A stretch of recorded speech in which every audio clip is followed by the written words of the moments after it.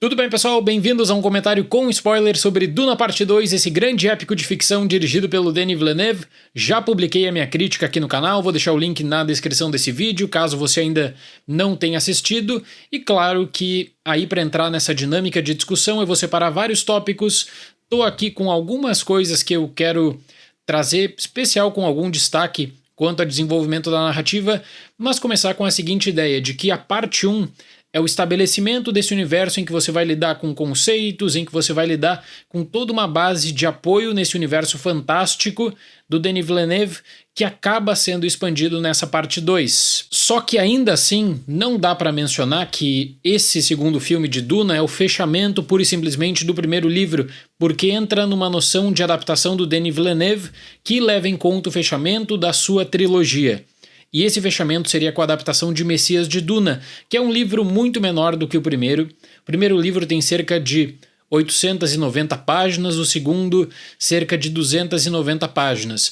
Então é um livro de um alcance diferente, com um outro tipo de progressão da história, que eu penso que o Denis Villeneuve vai mudar consideravelmente. Então a lógica de adaptação, ela praticamente clama por uma continuação, clama por Messias de Duna, que deve ser anunciado num curto prazo, eu não tenho dúvida alguma, porque o alcance de Duna parte 2 é espetacular. Como grande fã do livro, e eu digo que Duna é uma das minhas obras de literatura favoritas, eu adoro esse universo, eu gosto muito de pesquisar e falar, conversar sobre o universo Duna, eu realmente fico feliz, pessoal, de ver Duna com essa repercussão que era algo até uma década atrás inimaginável. Mas enfim, vamos começar pelos tópicos que eu organizei para discussão com spoilers. Eu quero começar justamente falando sobre a disposição temporal, que aí entra muito na perspectiva de adaptação, porque no livro do Frank Herbert você vai ter um desenvolvimento em cerca de 3 anos.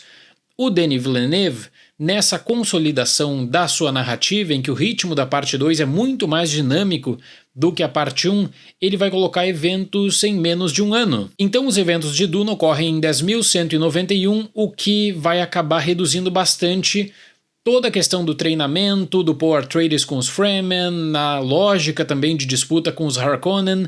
Então o que seria 3 anos se torna um ano para essa obra Duna de Denis Villeneuve. E isso pega muito quanto ao que eu venho ressaltando nos vídeos, que é a leitura que você faz e que para o cinema você dificilmente vai conseguir colocar tudo do livro. Se você quiser uma versão que tenta colocar mais conteúdo do livro, tem a minissérie da Sci-Fi com vários problemas também quanto a orçamento, dificuldades até para criar esse universo grandioso de Duna. O que eu admiro no Villeneuve é que ele faz algumas escolhas que são arriscadas, mas não tem medo de consolidar suas ideias, e isso especialmente com a Chani, que eu vou tratar a seguir. Mas, por exemplo, pega até mesmo a disposição temporal e organização da versão de Duna de 1984. Tem muitas coisas que são atiradas na tela sem maior explicação e você aí precisaria do glossário para entender, porque parece que muitas vezes Duna de 84 é um filme voltado apenas para fãs, é um filme voltado apenas para quem domina o universo. O que eu mais gosto nessa estrutura de local e tempo do Villeneuve é que ele vai usar a parte 1 para consolidação realmente desse universo e a parte 2 para desenvolvimento, então o ritmo ele acaba sendo muito melhor. E até eu acho que a própria comparação entre Duna de 2021 e Duna de 2024 fica um tanto quanto desequilibrada, quando Duna parte 2 tem justamente todo um potencial de expansão, já levando em conta a base do filme anterior. Nesse processo de cronologia mais curta, tem duas questões que eu quero chamar a atenção quanto à omissão ou mudanças de personagens. A primeira é a do filho do Paul com a Chani, que é o Leto II. Aqui, se você for pesquisar, vai encontrar o Leto II, que acaba sendo um personagem em destaque no final de Messias de Duna, com a menção do nascimento, e depois fundamental também para os livros 3 e 4 do Frank Herbert. Então o Leto II é um personagem muito famoso desse universo Duna, só que tem um outro Leto II, que é o filho do Paul e da Chani, como eu disse, que ele acaba sendo morto depois de um ataque. Então muito dessa base que é construída pelo Frank Herbert entre Paul e Chani, que é diferente no posicionamento do Villeneuve, também leva em conta a morte dessa criança depois do ataque, e isso até no livro é usado como elemento secundário apenas para a estruturação desse universo. Não existe um grande destaque. O Villeneuve decide omitir isso até porque a janela toda de Duna Parte 2, como eu disse, ocorre em menos de um ano. A segunda grande mudança diz respeito à Alia, e eu citei na minha crítica que é uma omissão bem considerável. Aqui vem duas frentes de análise. A primeira é que é muito difícil lidar com a complexidade dessa personagem, uma criança de 2 anos com a mentalidade de adulta. A lógica de comunicação proposta pelo Villeneuve, que acentua a importância da Lady Jessica e, consequentemente, coloca a Anya Taylor-Joy para aproveitamento futuro, até eu considero que é válida nesse sentido. Se você pega a versão de 1984, existe um grande problema para lidar com a complexidade da Alia, até porque ela acaba sendo a responsável direta pela morte do Barão. Então a omissão da Alia, ela pode ser um tema que vai acabar frustrando muitos fãs, eu não tenho dúvida disso, mas a lógica de adaptação ela é inteligente porque ela valoriza também todo um arco pro Paul Atreides, pro fechamento de Duna Parte 2, seja pela interação com o Barão, Imperador e Fade. Então nós temos aqui entre Alia e Leto II duas fontes de mudanças no geral na própria visão da obra para consolidar tópicos que não conseguiriam ser desenvolvidos em 2 horas e 30 para lidar com o fechamento de um livro complexo como é Duna. São duas alterações que elas rendem discussões, mas ainda assim, né, encaminham para histórias diferentes. Isso me leva para o tópico seguinte, que são os blocos de ação formatados. Eu adorei o ritmo de Duna Parte 2. Além disso, existe uma atenção aos detalhes que é extraordinária no universo, nos equipamentos, nas batalhas. Como Denis Villeneuve, na minha opinião, ele consegue lidar com cenas contemplativas junto de um dinamismo nessa Parte 2 para algo que pode ser gravíssimo, até levando em conta a relação de Paul Atreides e Chani. Por quê? O Villeneuve ele muda um pouco essa lógica que era explorada no livro. Isso me surpreendeu bastante porque vai apontar para grandes diferenças em Messias de Duna. Mas a tensão da ação acaba consolidando essa vertente de disputa com os Harkonnen. Então o Fade, que é interpretado pelo Austin Butler, é excelente. A cena no Coliseu, ele como esse psicopata gladiador, é muito interessante. Existe o contraste, né, da paleta de cores preto e branco que vai ditar para uma lógica diferente, até mesmo para a ambientação, quando você tem essa comparação direta dos Harkonnen com os Fremen. Eu acredito que os blocos de ação são recompensadores não só pela jornada extraordinária no deserto, mas por conta das mortes. As batalhas com o Barão, como eu disse, com o Fade, são usadas como propulsores para o Paul. Isso gera uma baita experiência na sala do cinema, então a qualidade, o refinamento é extraordinário. Eu recomendo, se você conseguir achar uma sessão IMAX na sua cidade, vale a pena. Duna Parte 2 é extraordinário. Quanto à fotografia, o uso do som, o silêncio, a trilha sonora do Hans Zimmer. Então, quanto a ritmo, Duna investe muito na ação e deixa de lado toda uma questão complexa de negociatas políticas, traição também, arcos de desconfiança, e isso acaba sendo até uma questão que eu consigo entender do porquê que o Thufir é mencionado na parte 1, aparece e depois é completamente descartado na parte 2, porque você está lidando com uma lógica também de espionagem, uma lógica de intriga que parece não ser interessante para o Villeneuve. Abriria um arco secundário que, quem sabe, precisaria de mais uns 20 minutos para a resolução, ou seja, o tempo seria um problema. Os arcos de traição que o Frank Herbert dá tanto peso e espaço até para desenvolver intrigas não são totalmente aproveitados pelo Villeneuve. Entra naquela questão de lógica de adaptação e de visão criativa de mundo do diretor.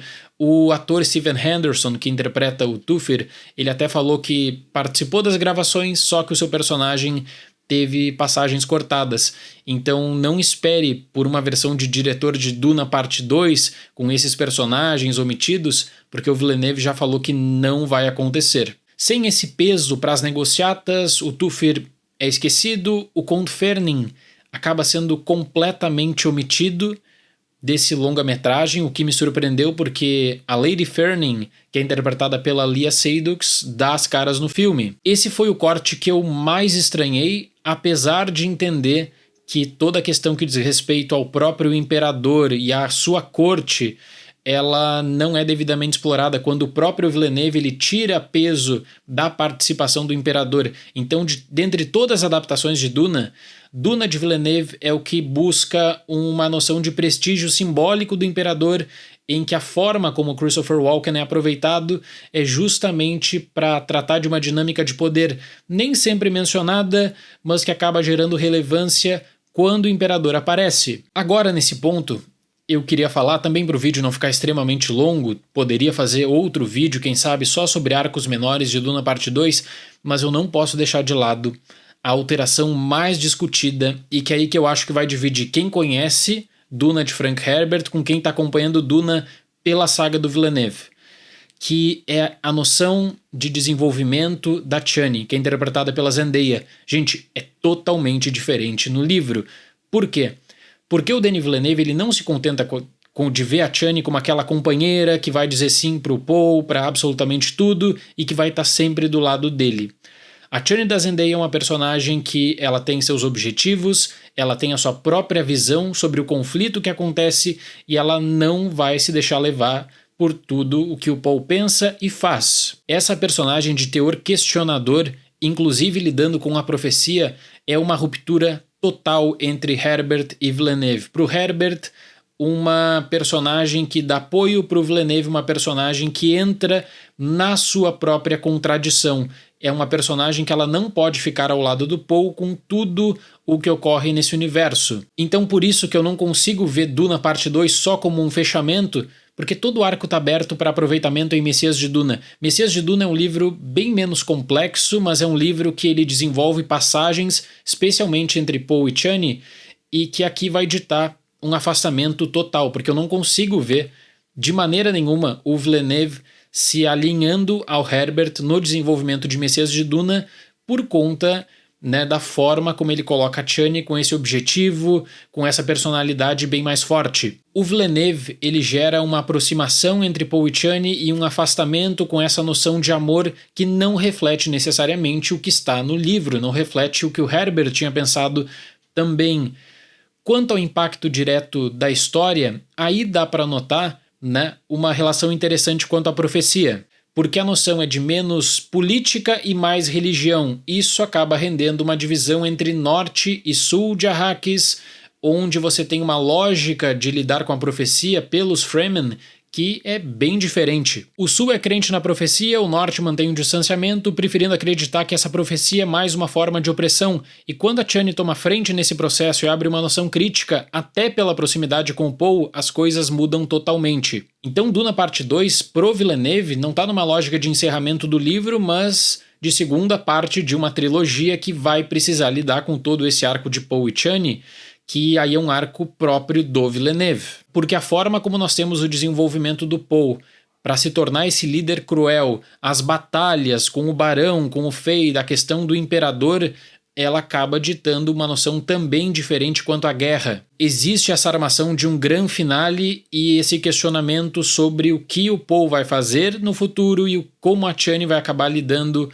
com as questões do Paul, o que me leva para analisar essa noção de Messias de Duna e para o futuro também dessa franquia. O segundo livro começa com um cenário bem caótico de guerra, com um espaçamento de 12 anos, e aí as noções desenvolvidas em Messias de Duna são bem fortes quanto ao número de mortos, estimativa de 61 bilhões de mortos nesse conflito no geral. Eu não acredito, até pelo que aconteceu nessa parte 2 de Duna, que o Villeneuve vai se preocupar com um salto temporal, alguma coisa desse tipo. Não, ele já vai lidar com essa noção de grande guerra a partir do seu Messias de Duna e vai trabalhar com essa dinâmica até para dar mais atenção para a relação do Paul e da Chani, que vem sendo desenvolvida, mas que precisa justamente de um arco melhor, e eu acredito que esse arco é pensado totalmente para o próximo filme. Então isso me faz pensar num grande final de trilogia, mas eu não consigo imaginar Duna sendo utilizado posteriormente para outros filmes